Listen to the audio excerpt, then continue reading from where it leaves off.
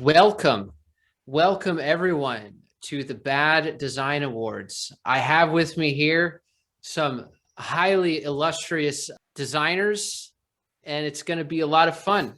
We're going to look at some of the entries and we will declare a winner. So I guess to start, would you all like to introduce yourselves, starting with Marc? I'm a guy named Marc. I make all sorts of stuff. I like to specialize in startups. One of my YouTube channels where I own it, and John is like a sidekick. He's not that important in it, but it's. So, Rohan, I actually need you to edit out that part. Oh no, you shouldn't do that. And also, John's Marc, it's my channel. Marc is the sidekick. You Hold know on, what? I'm going to this just thing. cut this off and let's go to the next guest. We have Maria Pitallano here. Would you like to introduce yourself and to talk a little bit about your background, Maria? I am Maria Pitallano. I'm a senior industrial designer and a UX designer at Intel Corporation. Yeah, and that's about it. I'm Raffi. I am a designer. I've worked in the industry for close to 40 years now. I enjoy the design practice, but I also teach. I've been an educator, design educator in undergrad and graduate studies, and still practice as a designer, but do a lot more writing and speaking and working with companies, helping them develop their product strategies for longer term success. Some of the best entries actually came about a day late. So one of the first entries I got was from an artist named Bu Chow. Her work is exceptionally good and it easily could have won the entire competition, but she was a day late. However, I will say this, she has some absolutely stunning art that she does. This is a print that I got from her. I told her that she probably should charge about 10 times more than she does. I don't know if she'll listen to that advice, but hopefully she does. But in the meantime, this is your opportunity to go and buy some of her art. I'll leave a link in the description. Definitely check it out. Okay, so she basically made an entire freaking website dedicated to this bad design, and it is a spherical graphic tablet. There's a very specific point on the sphere that allows you to draw, and then you draw on another even larger sphere. So now that you have some scale, this is roughly the size of a very small bowling ball, very, very uncomfortable to draw with. You don't know where the tip of it is. It's just an insanely bad design, but it's done in a way that's so clever in its badness that I just think is really interesting. There's a couple things. I thought there was more below, but basically there's some mapping issues on it where it's sort of like an actual globe where you've got latitude and longitude, and things become distorted at the poles. So as you're drawing, you have to actually compensate for that. So the first thing that comes to mind when I see this is the designer's done a really good job of making the design context very serious. So the website, the look of it, the sketch of it, the idea, and this is something that we see a lot in really truly bad designs. We see a lot of marketing and hype and promotion to it, a lot of talking and arm waving that kind of masks the fact that it's just pretty much virtually unusable. But the attraction to it is both frightening and frighteningly well done. So it is rather, I can't even imagine using it, because the whole idea would be that you're interacting in a positive way, but there's virtually no way to interact with this tool. And here it is, be Sisyphus and roll a bit around. The idea of being Sisyphus being this insanely impossible task of rolling things around. And I think the only thing that would have made this even better from the worst perspective is if she had included other great examples of amazing spherical designs so that we can compare. I liked how the charging port was also the vent, the only vent on the stylus. I thought that was very really clever. Yeah. There are a couple comments I'm looking at here, like needless aerodynamics, which we all know streamline is always important and not important. And then it says right or round equals ergonomic, right? Yeah. And you know, what's great about this is, you know, design can be such a serious thing. It's a serious profession, you know, but this person is obviously having fun with this and kind of making fun of how we can be a little too far or go too far in some of the descriptions and ideation that we try in our design expressions, especially more advanced conceptual directions. There's so much good detail in here, like the problem statement. What does the artist need from a stylist for a 3D tablet? Question mark. Answer, make it 3D. It's really bad. Yeah. It's really exceptionally bad. So great job, Boo. If you had submitted this about 24 hours earlier, you probably would have had that Nick Cage pillow, but you know, that's how it goes sometimes. So another couple entries that also were a bit late, but easily would have placed. So this is bath time toast, lifetime guarantee. I wonder why.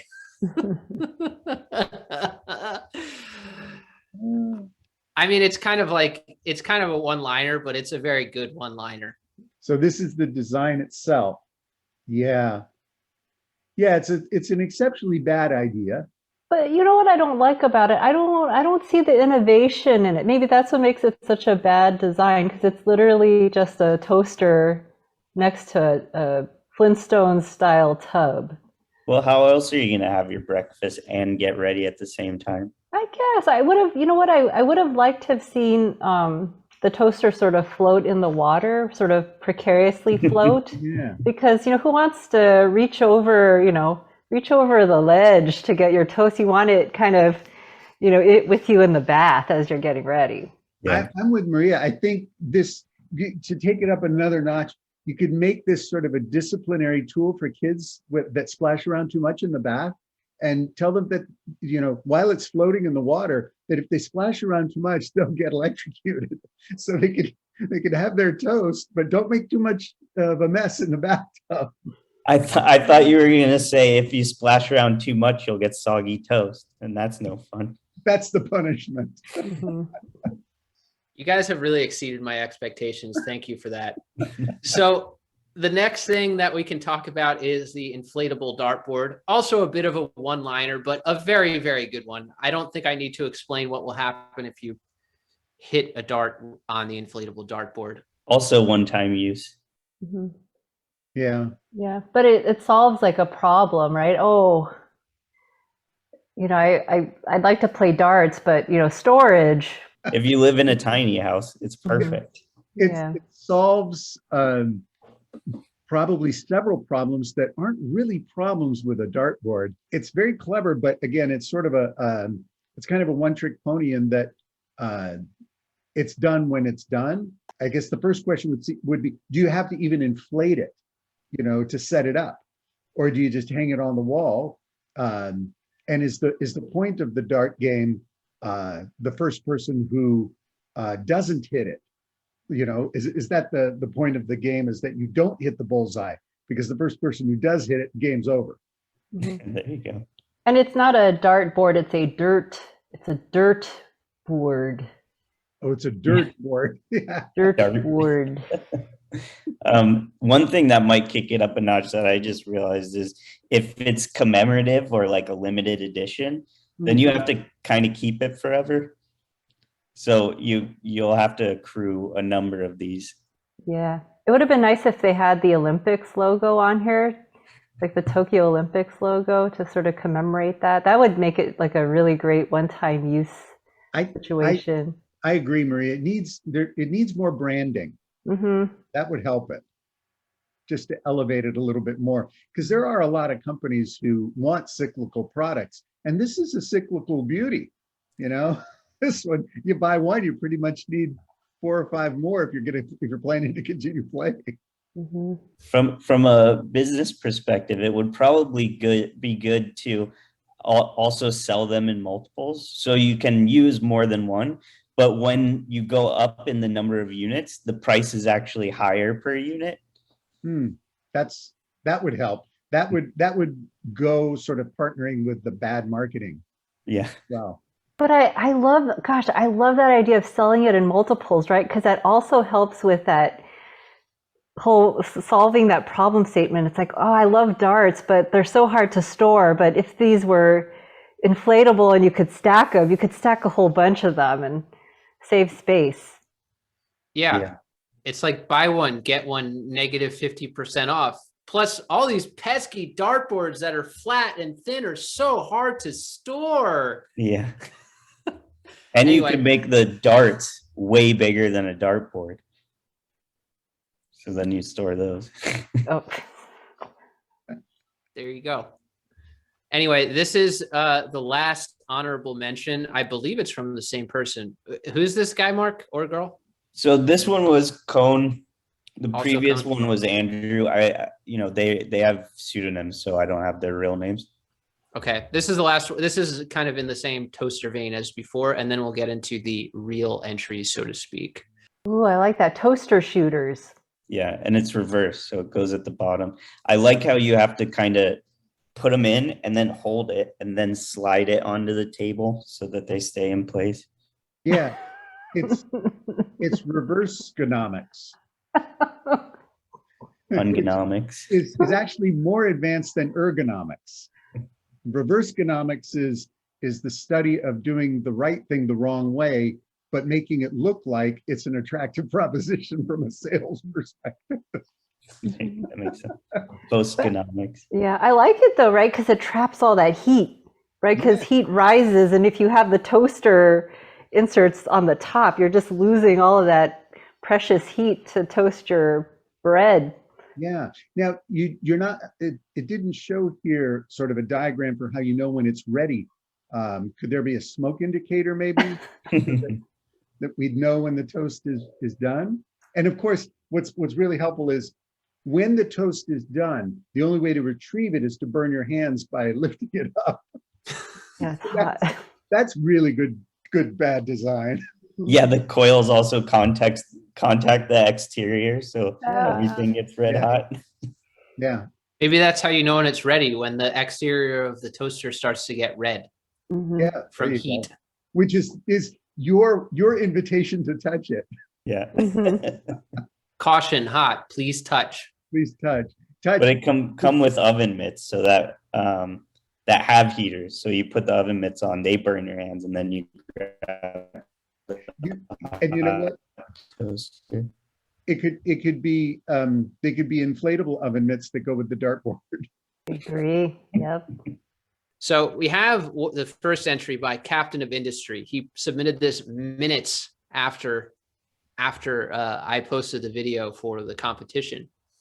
And I think this one is bad because it's a bit off-putting. It's definitely very odd in a bad way.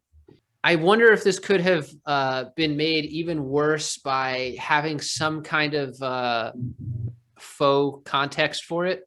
Because right now it's just something that's very strange and it's clearly a stupid idea, but I wonder if it could have been cleverly stupid. What do you guys think? Well, I think the absurdity of it is pretty successful. First of all, you don't generally need a place to hold just 2 carrots. So that alone is really quite clever. The fact that you would store it in an upside down nose that appears to have some sort of rotational dynamic on its cleverly built display stand is even more absurd. So it's got a pretty high level of collective absurdity, which makes it work really well. And I do have to comment on the equivalent absurdity of the presentation, because the drawing, the typography, the detailed rendering of the carrots and the poor perspective of the display stand, it really brings it home. I mean, to me, this is like such a, it's got a little bit of a form follows function thing going on, because, when you think about how your nasal cavity is shaped, it seems perfect to take a carrot up there. So I kind of like that. I like that aspect, and so I think that's actually really good about it. One thing that I find troubling but intriguing about this is that the image on the right, it looks like there's blood on the carrot from maybe shoving it up too high, but I don't know. Those are my comments. Yeah. One other thing, I like how when it indicates the rotation that is in perspective. Those are ellipses. Yes.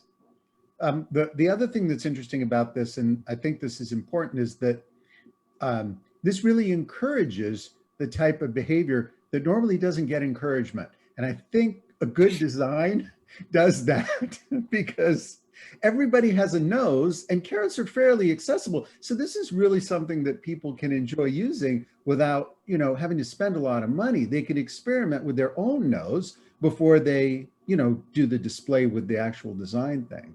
It's really designed for accessibility. It's the pinnacle of it. I mean, it's democratizing design without a doubt. So let's go on to the next one because we have like 19 more of these. This is the same entrant, captain of industry, and he says this is a boom blaster walker, so your grandma can blast her rap music while shopping. There are carrots inside as well. I like the carrot theme. Maria, this is all you.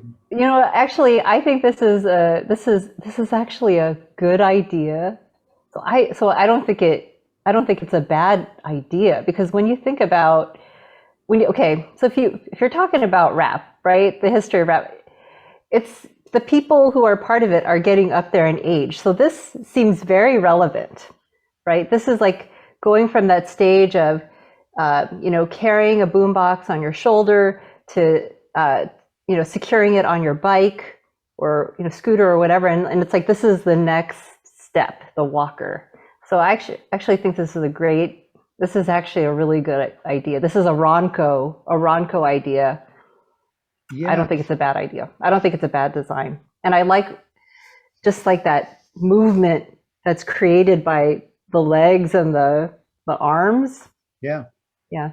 I also think that the value of this design is that it's going to bring young people into the walker environment, and that's important with design, because walkers are not exclusive to old people. This is just wrong.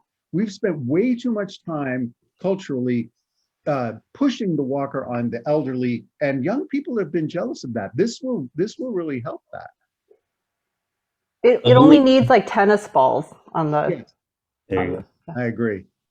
The only thing that could make it better is instead of boom blaster, if it was called boomer blaster.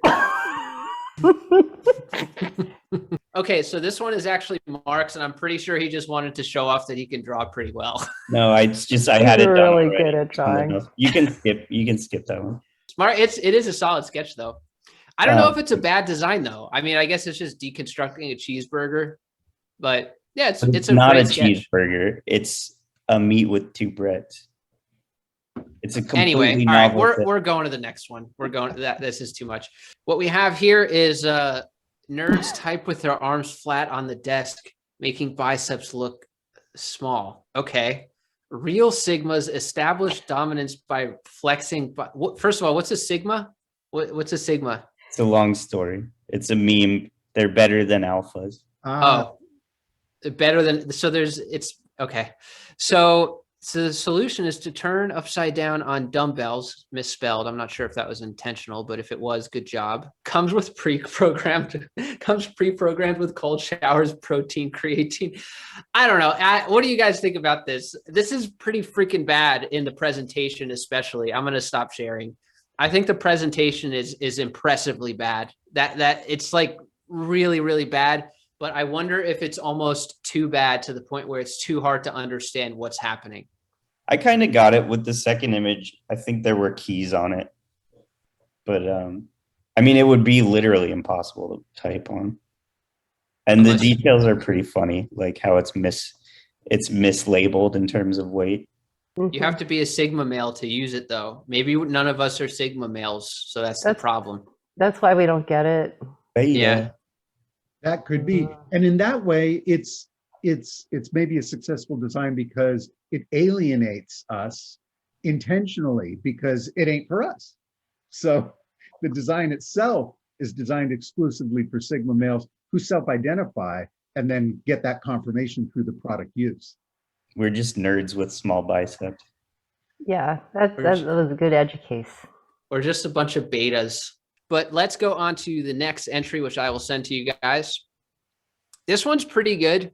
It is directly targeting Yanko Design. Man, really calling out Yanko Design here. Essentially what this is a printer that also is an iPad holder because, you know, that's something you need. I really appreciate the picture of me. Bonus points for the Chunky John meme put in there. Very, very well done. Just a really, truly useful product in a lot of ways. There's clearly no consideration for how the components would actually fit inside here. You know, there's standardized components with printers. There's ink cartridges, et cetera, et cetera. None of that would ever fit inside of this. Maybe it's a different special kind of printer. There's a major need for customized parts, no sort of conventional parts used, no off-the-shelf parts, just really building everything from scratch in order to maximize the cost per unit. And yeah, you know, you got to have your iPad holder as well. So great job by Gabriel on this. I also love that he tagged Apple in it. I don't know if obviously this wasn't really posted by Yanko Design. This was just he just sort of put it in there. But yeah, what do you guys think? I like how it's face down, so you can't even charge it with the printer. Yeah, that's clever. I don't understand how it works, but I do like Chunky John. So when I first saw this, the first thing I thought of was back in the 50s, they had this thing called TV trays, and you would sit in front of your television set and have a tray that would hold your TV dinner. And this was sort of part of the culture. So I thought that this was sort of an homage to that kind of TV tray mentality for elderly people who have an iPad, but still must print everything. And that just sort of had that kind of look to it. I think that it's absurd. I think that it's a bad design because it follows all the things that everybody seems to be doing without any real reason. So in that regard, I think it's successful. I think what I'm drawn to, and I know Maria's drawn to as well, is the exceptional high level quality and readability of these graphics. Yeah, I like the use of different fonts. Yes. It's pretty good. This is so successfully confusing that it draws me into the design in a very effective way. I'm so perplexed by what I'm looking at. I want to understand it. And there must be something magical about the shape of the carrot that just seems to be universal because we're seeing the carrot theme in several of the entrants. It was part of the intro. We talked about using carrot as a material. Oh. I like that it's a hard case. In that way, it's a carrot case. Carrot case. I like how there's business applications for this, and that they've really thought about inclusive design because you have the bigger handle that allows for people who have mobility issues to hold it, but if you need to look a little bit more professional, you just grab the other side, and it's like you're ready for success. Holes to let carrot breathe. It's a plant after all. Holes also let you see the carrot. Check on itself. But you know what? Also good. The bottom and top are still exposed. Yeah. The bottom is the most delicate part. Mm-hmm. It's the part that's going to just get all the crumbs and all the dirty parts. Yeah, that's bad. I know. You know what I wish this were, though? Instead of a hard carry case, I wish this were like a carrot grater, because it reminds me of those Parmesan graters. Yeah. And it's like, when you just want a little bit of carrot on your salad, but not too much, and you don't want to slice it because you're always cutting yourself with knives. But you just like kind of, twist the carrot, and then the they kind of like come out of the holes and onto your salad, and you got the perfect amount of grated carrot. Yeah, at first glance, I thought it was a carrot sharpener. Yeah, because, not all carrots are perfectly shaped. You can get some pretty strange looking carrots, and why embarrass your carrot? You need it to fit in that nose holder. That's right. Yeah. So maybe these two go together. This helps groom the carrot into the nose holder ideal. Platonic ideal of the perfect carrot. Okay, so next one we got is go ahead, Mark. Go ahead. I was just mumbling that this is really fun. Yeah, the next one it is a lot of fun. This one's a little bit meta. This is from Imran, and he's actually been kicked off the channel a few times, but I let him back on the channel under the condition that he has the title Troll Apprentice. Eventually, we'll sort of upgrade him to regular troll and then troll master, and then we'll bring him up to a normal non-troll. But this is sort of a meta entry because the idea is that, do we really need another chair? Do we really need another nice sketch of a chair? So while the chair itself is really not offensive in any way, and it's actually a really well executed sketch, the question is, does this need to exist?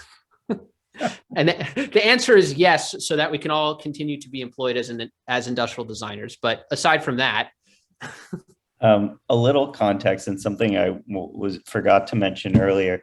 Some of these guys, some of the best ones, they were working in Discord. They were sharing to get feedback and improved them. Like the carrot holder was not that hard to read before. And I really appreciated that. Like being active in the community, I think is really important. And we all know feedback's important.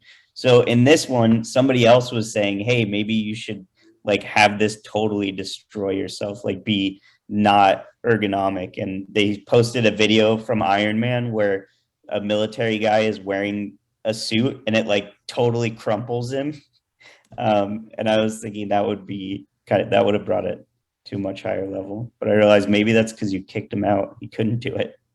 No. I brought him back in. This was after he had been banned. He was banned months ago, and he kept asking me to come back. And I was like, all right, fine. You can be the troll apprentice.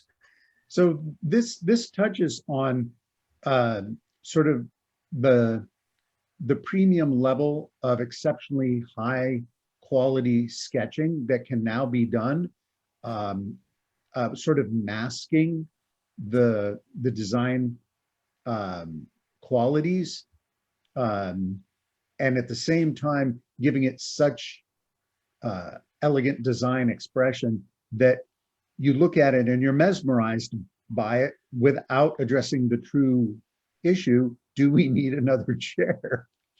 And we really don't. There's a lot of things we don't really need as in the design community. And yet here's another drawing of a chair, and it's not a chair.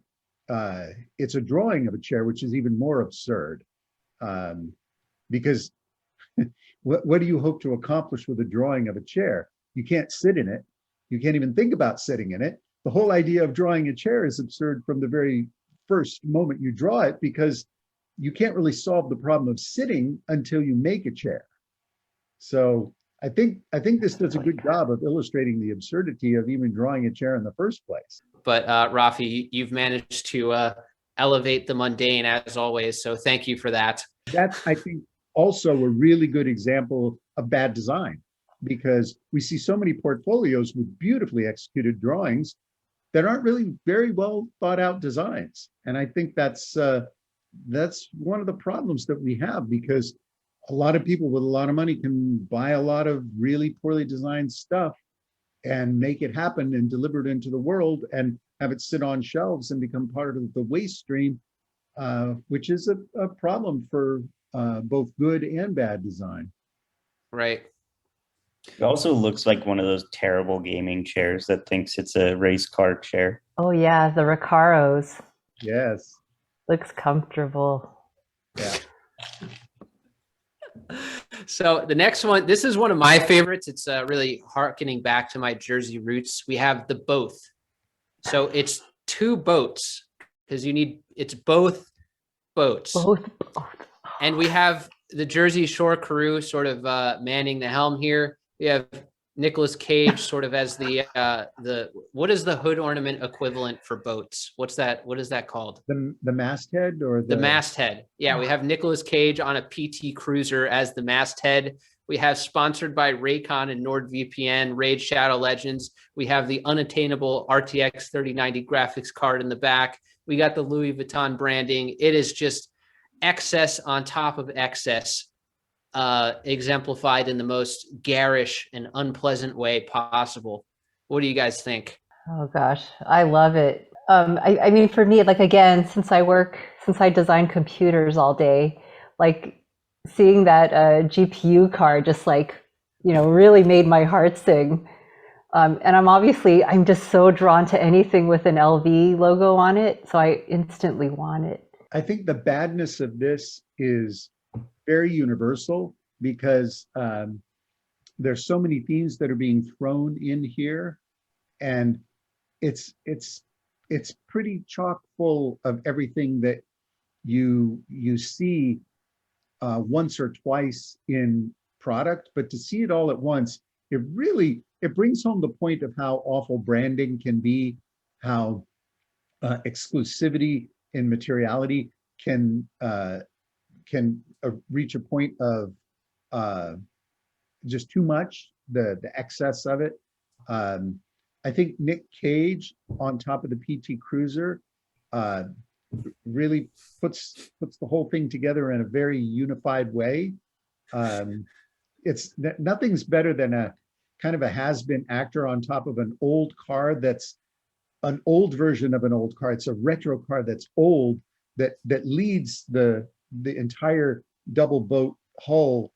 That's the pinnacle of it, including the members of the washed up Jersey Shore. That does anyone watch that show anymore? Sort of, and yet it's all sort of bundled up in the complete absurd branding experience. Somebody's gonna do this. One thing I have to say is I'm a little offended by the consideration that Nick Cage is a has-been actor.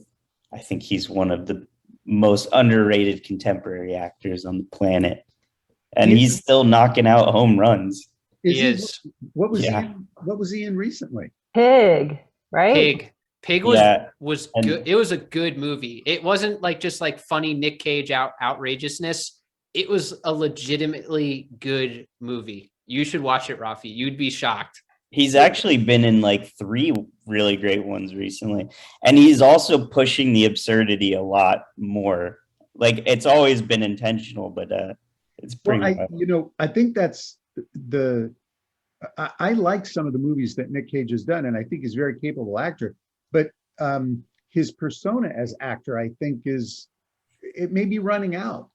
And I think that's part of why, maybe that's why they use him here, because what he did in the 2000s and 2010s maybe was really unique and reflective and interesting, but does it apply today? Is it as fresh as the rest of this design?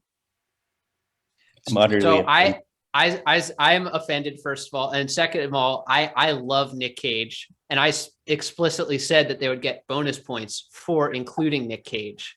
So I think Nick Cage is, I say this completely unironically, he's one of the best actors of our time, and I really believe that. I agree with everything else you said. It was said poetically. I just have to really disagree about Nick Cage being a subpar or a has-been actor. If you should check out Pig, and you should also check out Mandy. They're 2 completely different movies, but they're both very good. All right. Okay. And they're just epically famous. Like he's like, they're blockbusters. Yeah, that too. Okay, so this is a good one. Maybe not as good as both. I don't know. That's up to us at the end. But we have the Matt Mouse. I didn't actually ever read this one. Are you tired of using your exquisitely sculpted and ergonomic computer mouse? No. I know. I guess that's the point. Oh my God. It uses 4 hearing aid batteries for 8 hours of battery life. That's a really nice touch. That's a really, really nice touch. Yeah, this one's all about the details. Also, the 256 degrees of pressure sensitivity, but half of them are too soft, so they don't register, and the other half are too stiff. So nothing registers. Why is there that kind of concave center? It could be an indicator for where to place your palm, which is actually leaning towards more good design. So maybe that was a bit of a mistake. Hmm. But is it if the heel of your palm is up that high? Yeah, that is actually really uncomfortable. That's a good point. I think the absurdity of this is that it's super smooth and appears to be organic or ergonomic, and you think it's going to possibly, you're drawn to it to want to use it. It's, you know, the obvious thing would have been to make this out of a bed of nails that you wouldn't want to put your hand on. But here he's made it, or she's made it attractively ergonomic, soft, you know, radius. And it looks like something you'd look at, and many people will look at, oh, wow, I'll buy that because it looks like it'll be super easy to use. And I don't have to fuss with the mouse anymore. A couple little things. I think, like, I like that there's a subtle camber to the buttons at the top, and that you can't click on the actual pad. You have to bring your hand up to that. And then the icons are actually referencing a real mouse. So it's not even accepting itself as what it is. That's great. You know, I think the only thing it's missing is a cord that connects it to something else. It's To your real Bluetooth. mouse. Yeah, to a real mouse. Oh, there you go. I like the scroll wheel though. That was kind of a nice touch. Yep. So this one is interesting. Oh my God, it's a paper candle. It's a winner of the 2021 Nick Cage Design Award. It's coined to the Mauriello candle. Extra points for that's like a subtle judge bribe, which I could respect. I love that it says it's a lifestyle, Sigma News Daily. I don't know where this Sigma thing came from. Like I had never even heard of it before. But yeah, I think it's pretty clever, actually. I also love that the handle is duct taped to the main body in a very precarious way, so that should you drop this, the rest of it will probably light on fire. It's pretty clever. What do you guys think? One thing I like is that it references it's powered by oil from the ocean specifically, rather than wax. And the only thing I would have preferred was if it was powered by whale blubber. And you know, this is great. You can go to sleep or leave your house with it on, and things will turn out fine. There's so many things truly wrong with this, including the fact that it's tipped as part of it, which is the worst case scenario for a candle anywhere, because you know something bad is going to happen. It's a vessel made of paper filled with flammable material. That's super, super nicely done. And the fact that it's precariously balanced, but it's all okay because it's a lifestyle. I like the fonts. The fonts are really nice. It's just, yeah. All right, let's go to the next one. So if you look here, there's actually 3 links because he sent me 3 different, like it's all one entry, but you'll see it's 3 different images. So, you know, you always have that pesky nagging feeling that maybe you have bad breath. If only there was a way to solve that. And of course, I mean, this is one of those ideas where once you see it, it's just so obvious. You have this apparatus that you stick onto your face, and then you have a drone that flies overhead that, you know, contains the batteries and other components. And then you can tell right away whether you're at a good place with your breath. And really, this is exceptionally bad execution. Well, it's pretty solid execution. Yeah. with you know, telling a story with good sketches, and just a terrible, terrible idea. Okay. So yeah, I mean, I think this is great because it takes advantage of, you know, everything being drone-based technology these days. And it's identifying sort of that premium value of droning on something as simple as bad breath, which is solved with an enormously complex thing called a breath mint. This way, it's much more advanced and much better solved. Yeah, now you can just know that your breath's bad and worry about it all the time. Sure. But I also like how it promotes it promotes connection. So like you have to let somebody know that you're worried about your breath, because you wouldn't know if it was okay, because somebody has to read the screen for you to tell you if you pass the breath analyzer or not. So right, because Nick Cage would not know that his breath was okay unless John Travolta told him, I think you're all right, man. This is fresh breath. Yeah, if it always said your breath was bad, no matter what. I love how really well done this one is. It's really good. I really like this one. Yeah, and you have to carry around a drone with you just to make the little thing work, which is a nightmare. I think the important thing about it is it really puts emphasis on bad breath, because we don't spend enough time worrying about the smell of our breath. This way, everybody's thinking about it all the time. And I think people would be envious of the folks that use this, because their breath would always be fresh and others wouldn't. Absolutely. They could do a really good tie-in with like Blue Bottle coffee, to kind of just like, with your $5.25 cappuccino, which I was very surprised about. Like you could have this breath analyzer right there just to make sure you didn't have coffee breath.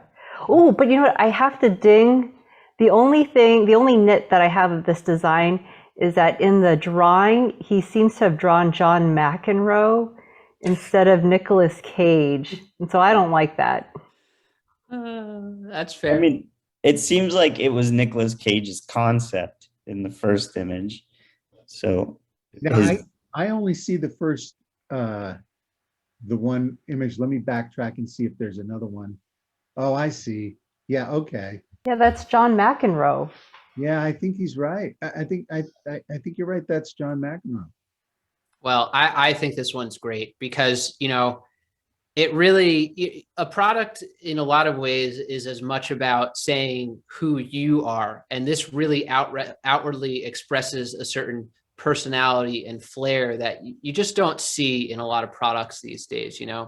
Products are all about status and communicating, who you are as a person and really what you're worth. I mean, God forbid you drive a Kia Soul, right? So, I mean, really, this is about making it clear that you're better than everybody else. And that's what product design is all about.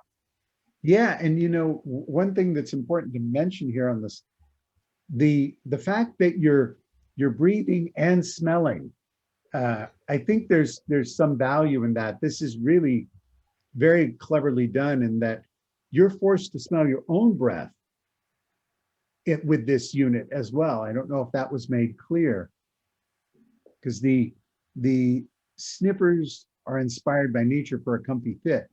But I think the point here is that you're forced to smell your own breath. Yeah, it's the equivalent to doing this. This is actually my concept, and as a result, it cannot win.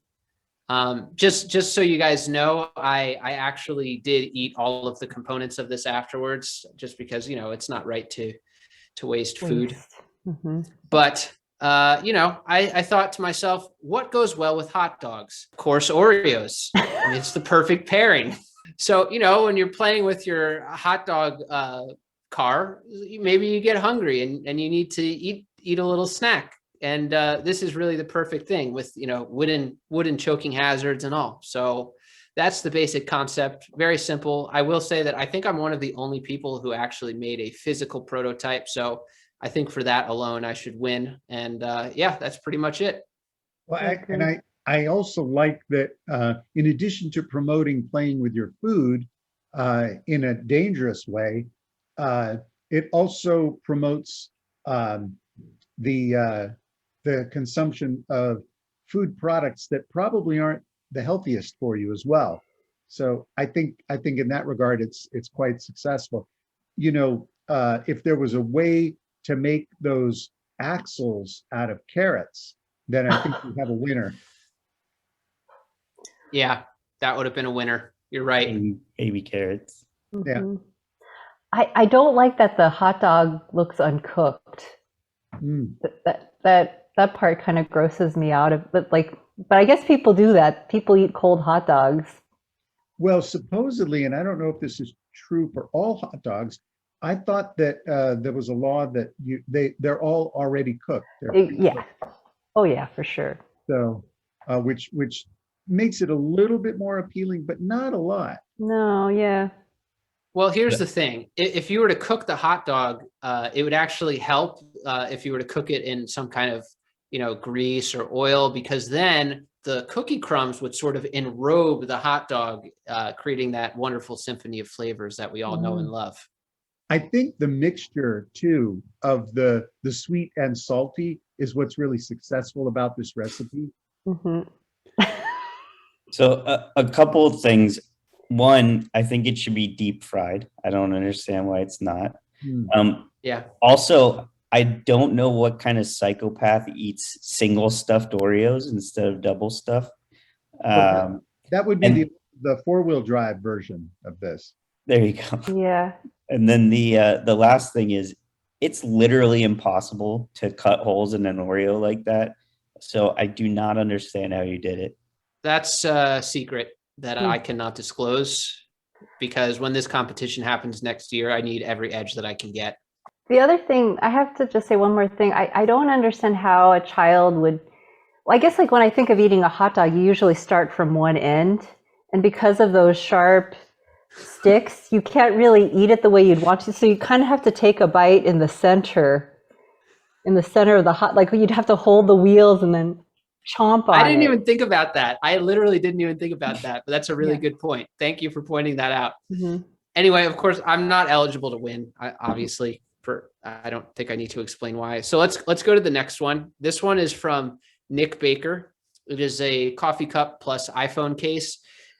Nick, I think that this is a really great bad design. However, all you needed to do was make it so that when you check your phone, basically the liquid pours out and you preferably spill it all over yourself. That would have made it an immediate winner. But I'm curious to hear what else you guys think about this one. I do like that it's solid, so that phone is probably obsolete by now, or that holder is obsolete. There's no way you're going to be able to fit next year's phone in there.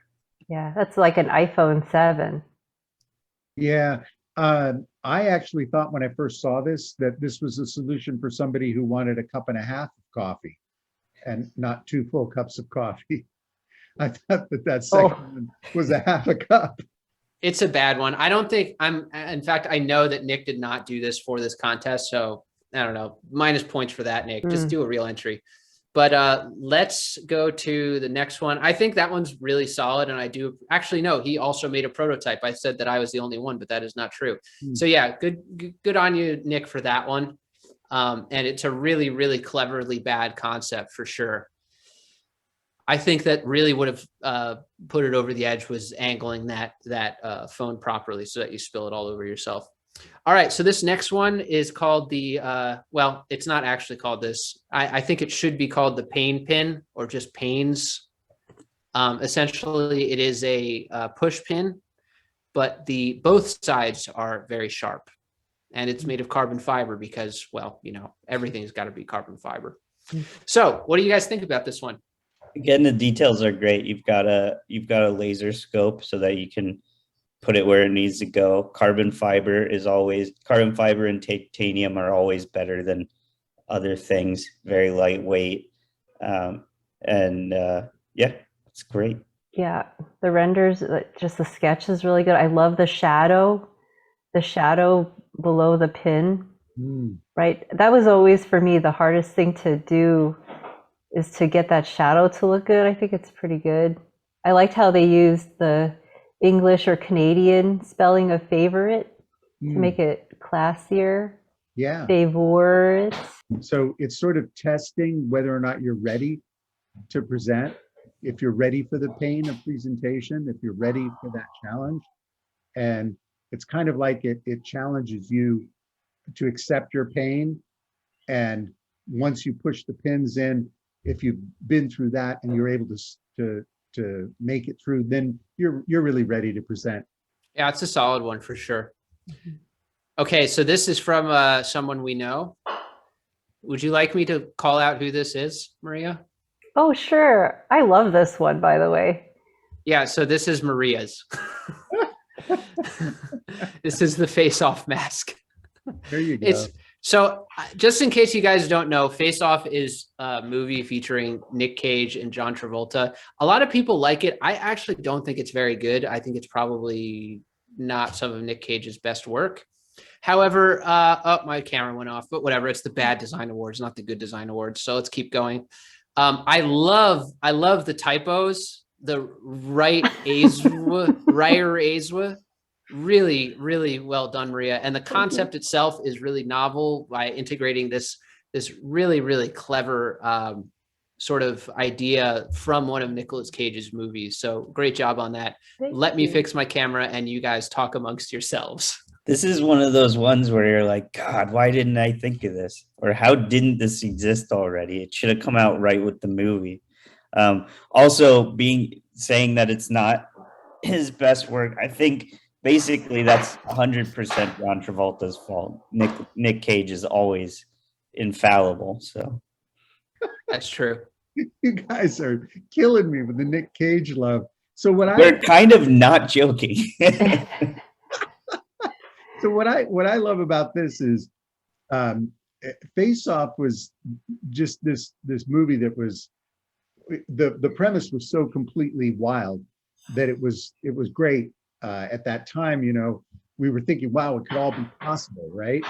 But the idea that you would use these as beauty sheet masks and you would want to look like Nick Cage while you were getting this therapeutic botanical or a soothing infusion is hilarious. I particularly like the illustration where the vagueness of chunky Nick Cage over the face of some miscellaneous person, I think is hilarious.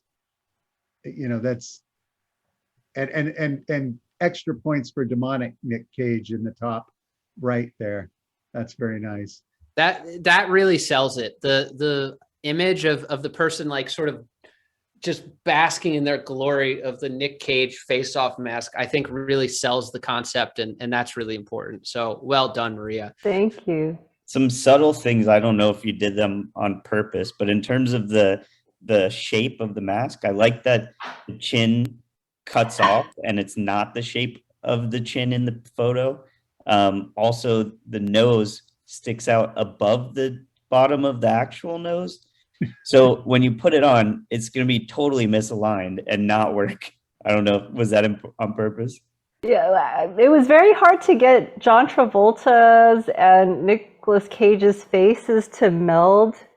So you can see like where I was having problems trying to make it fit perfectly. So I had to just accept it. Yeah, great work, Maria. Okay, so I'm going to share my screen for this one because it's an actual PDF. So what we have here is the hand crank car. Now, I don't know if this entrant actually like did this rendering. If you did, really great job. So this hand crank connects directly to the drive shaft. So essentially, in order to move the car, you have to use this incredibly awkward hand crank. Oh, proof of concept. You can only use one hand. Extra wide tires. This is a solid entry, both in terms of effort, in terms of poor graphic design, like just really, really good. You know, you have like 15 different typefaces here. Mm-hmm. You have all of these things. Is this like a little jingle, like a song that you can sing while you're cranking the car? I don't know, but it's just really, really well done. Really well done. Who was that? Who was that? Also, it still has an engine, even though it's not used, which is great. Keeps the cost up. Well, yeah. I just want to mention really quick, this was by James. He's a regular on the Discord server. So good job, James. Anyway, sorry. Go ahead, Raffi. So as you well know, cars used to be hand cranked. That's how you started them. You had to use your hand to crank it. And for many people, if you weren't paying attention to it, could break your arm. Literally, it was that powerful, the recoil from it. And it's one of the main reasons why electric cars were purchased by doctors, because they didn't want to risk breaking their arm. So electric cars were referred to as doctors' coupes.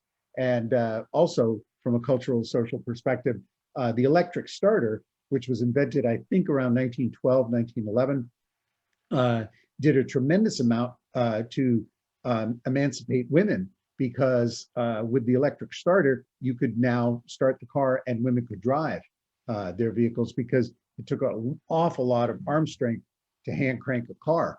So I think with this, the absurdity of it is, with all our modern technology, you're inviting a design that goes in and tells you we're gonna crank the car. I think that's very well done. Anyone else have any last words? I can't believe that I had no idea that that was the thing, Raffi. I wonder if James did.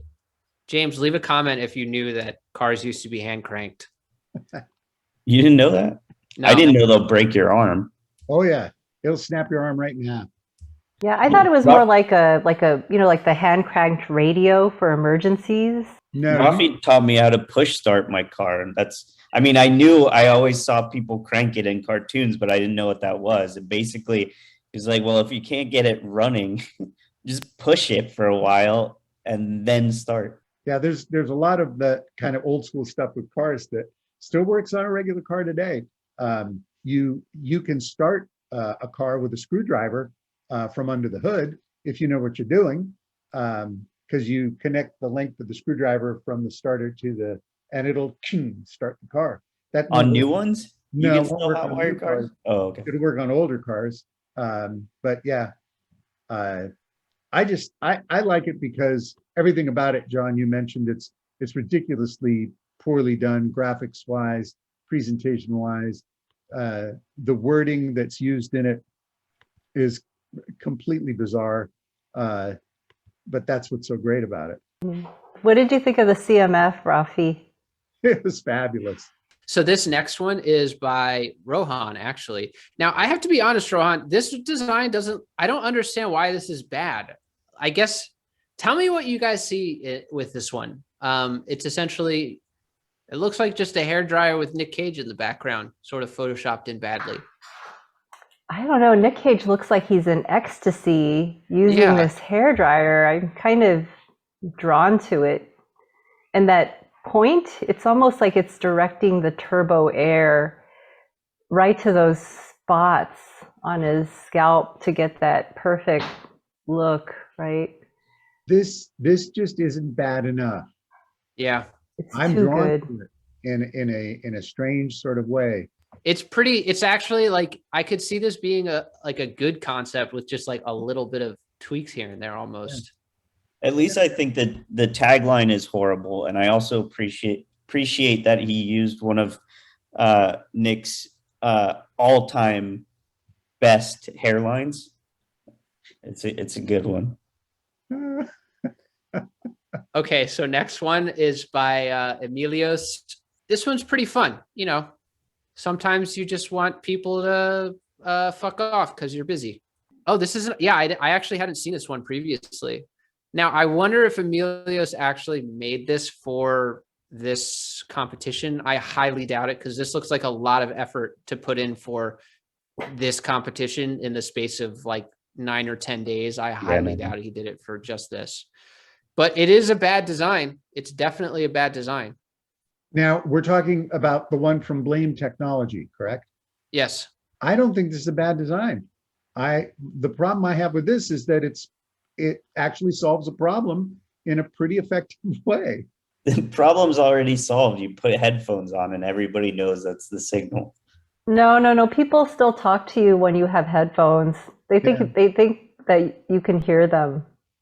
I think those are the same people who would not understand a blaring sign that says fuck off. But I could be wrong. I like the animation. I think the animation is effective because notice how the person approaches and quickly realizes he needs to leave. I think that's very effective. But I actually think this is a good design because if the form factor is visually jarring enough that You can see it on the person, so you know that they're wearing these glasses. You also get the message very quickly, and I actually think it does accomplish the goal. And you can see the message. I was worried you couldn't see the message unless you were standing right behind them. But actually, anywhere you're standing, you can at least get the point. I would wear one. Yeah, I would too. This would the only thing this would need is it would need boss detection, so that if your boss was approaching, it would default to not work. Gabriel actually submitted this or put it on Behance, like the portfolio website, and I guess he took it down because it was too embarrassing by the time we got around to judging it. So essentially what this is, I saw the presentation before. This is an earbud, and I remember the original design was super uncomfortable looking, but what's special about this is that you can only charge one earbud at a time, because you can see this lightning bolt connector. So if you want to charge your earbuds, you have to plug it into your iPhone or iPad, and you can only charge one earbud at a time. You can see that there's absolutely no padding here to actually fit into your ear. The shape doesn't really seem to be based on anything. This looks kind of like a face, although I'm pretty sure that was unintentional. Very clever there. And yeah, overall, really solid bad work, Gabriel. I just wish that you had stood behind your work for just a few more days and dealt with the embarrassment of having that on your professional. Yeah, there were serious renders, like really well done renders. Yeah, they were like, it was like a legitimate product. Make it super big. This is as big as I can make it, because it's like, I'm literally zooming in from Discord, because the link doesn't work. He took it down, but the preview is still available. Oh, okay. Yeah, it's pretty good. When you explained that you could only charge one at a time, I'm like, wait, no, you've got 4 of these ports on your MacBook. But then you're like, no, this is the lightning charger that it needs. So I thought that was really good. It also looks like it would just, all of it's really nice, and I like the marker use too. The marker use is really good. That's really shout out to the marker use here, and props to Joe Ungar, who published a book on design rendering in the 80s that way too many students looked at and thought was the way to render. If you ever have a chance to look at that, please do. I spent so much time removing that book from students' hands, but you'll understand why when you see that book. You have like a personal vendetta against that guy and whoever drew the Prismacolor cover art of that stupid, ugly car. That guy. I buy those Prismacolors in that box, and the first thing I do is I throw that box away. So this one is pretty self-explanatory. Wait, why am I sharing my screen? I'll send you guys the link. I looked it up on Urban Dictionary, and it just says the opposite of cringe. Oh. That's why they did that. That's really good. And the context of cringe is the actual use of the word cringe. So you cringe when you see something, but if you're not cringing, you're based. Yes. Got it. It's like, you're solid. You're solid in whatever it is that you're doing or seeing or whatever. Okay, so I'm not going to download the not a virus file from Marc. I can share. I'll do it. All right, share it. Okay, so here's my not a virus. You can download for instructions, but let's see if I can just go to the web page for the instructions really quickly. Can you here? Let me just make sure. Oh.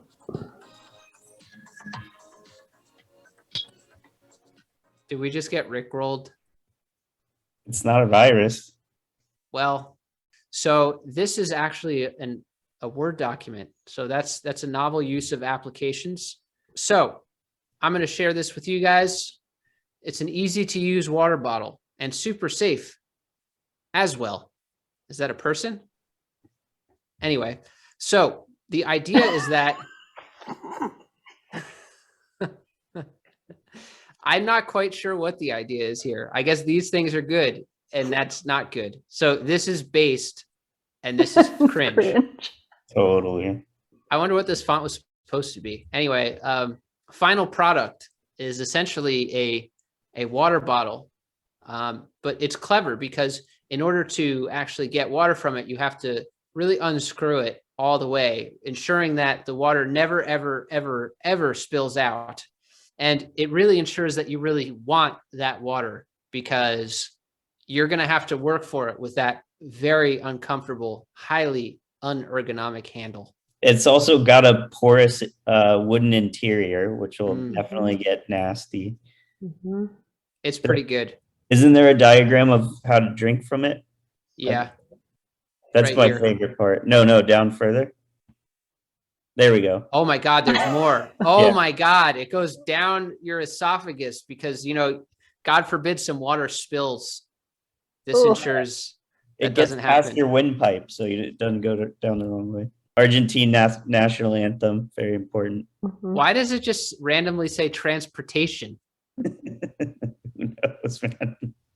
Oh, this really, really convincing photo chop here where we have Nicolas Cage wearing what looks to be some sort of fur coat, Mhm. but then you also see his beautiful rib cage. Apparently, Nicolas Cage has two faces. Oh, So- that's kind of nice. So you could wear it around your neck. Yep. Yeah. Ooh.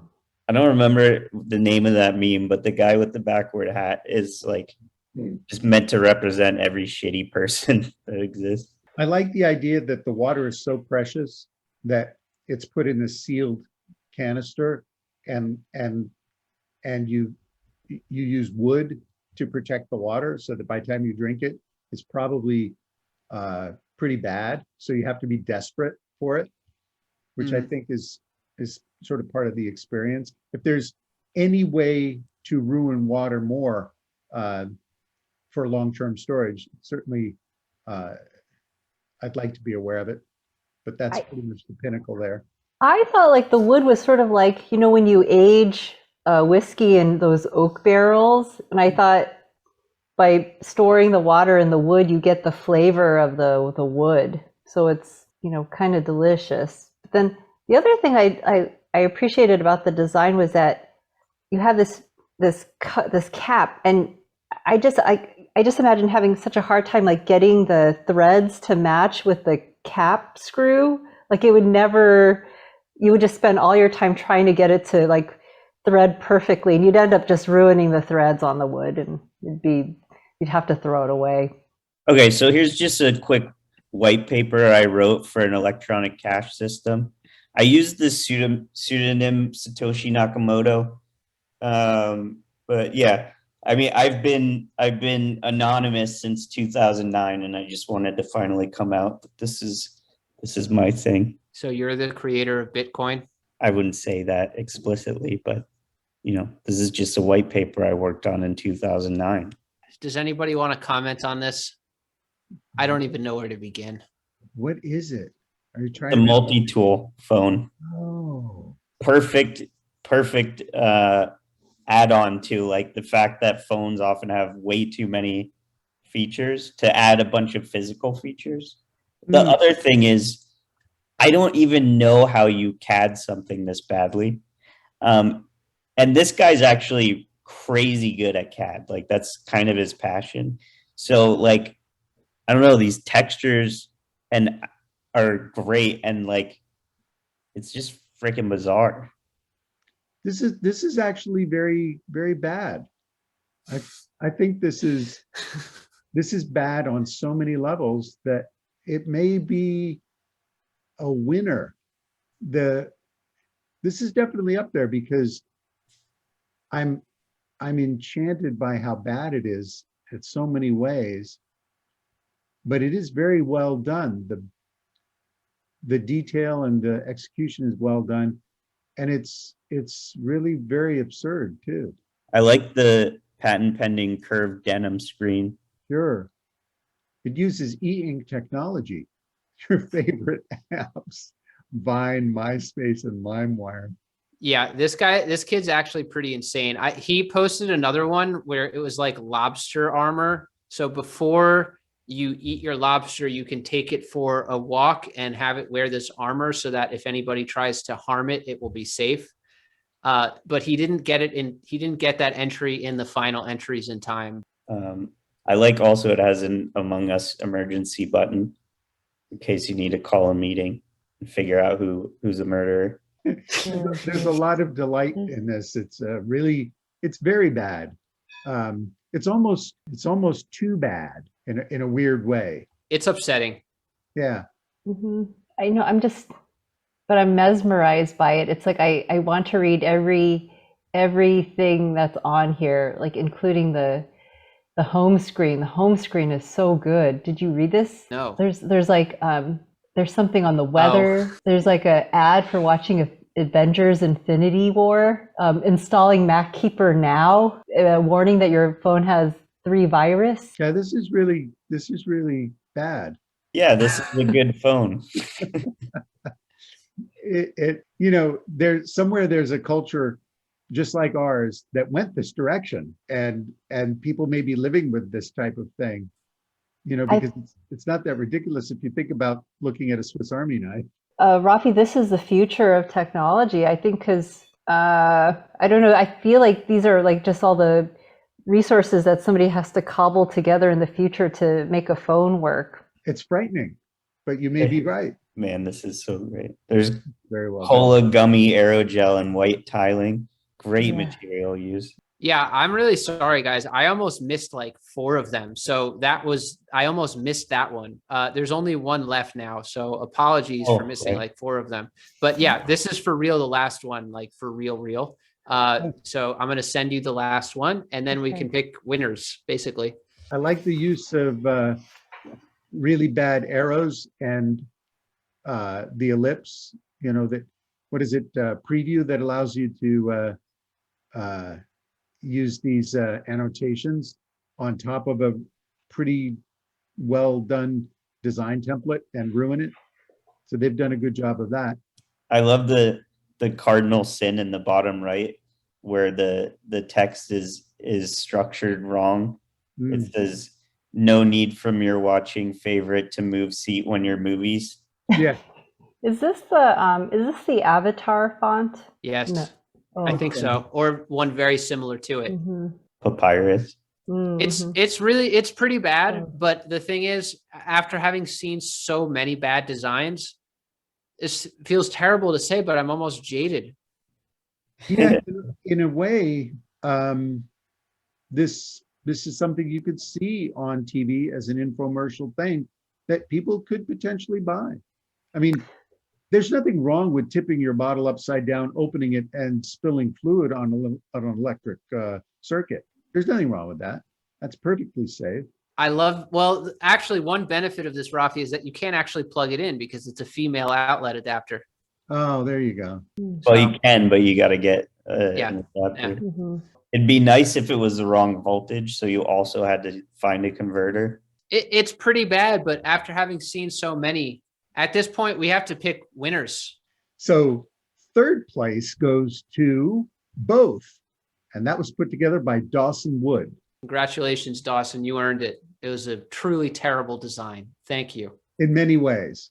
2nd place goes to Kedar Benjamin for his multi-tool phone. One addendum I want to make to this prize for 2nd place is I'm going to give the course to 2nd place simply because I believe that Kedar would benefit from it greatly, because 1st place is the breath analyzer by Hannes. Hannes is a very senior industrial designer. So I'm going to give Hannes, I believe, the Nicolas Cage pillow or the design under the influence cards. I can't remember which one. I'll look it up later. It doesn't really matter. But I think the breath analyzer was just amazingly poorly executed in so many ways. So thank you, Hannes, for the terrible design. So yeah, great work overall. Thank you guys so much for participating. It's been a lot of fun.